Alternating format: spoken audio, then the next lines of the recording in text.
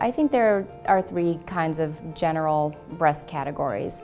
The first is a patient with a fairly tight skin envelope and no ptosis or drooping of the breast, the nipples relatively straight and in the right place. That patient doesn't need a lift and really will get by with an implant alone.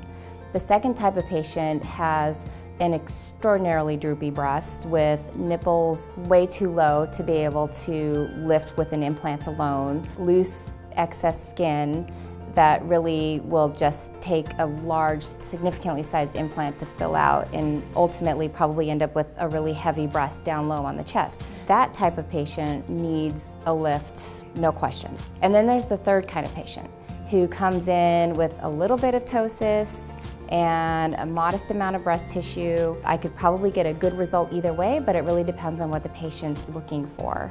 If they're looking for a higher, tighter, but not very large breast, then I'll go ahead and recommend a smaller implant with a lift.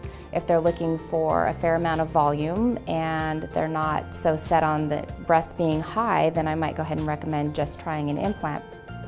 I also use a vector imager in my practice, and I think that helps tremendously because I can often show a patient what they'll look like with or without a lift, and then they'll move forward knowing that's probably a better option. What's of paramount importance here is a physical exam and me assessing the tissue and the quality of the tissue, the amount of tissue, and what look they're going for and what's realistic for that patient.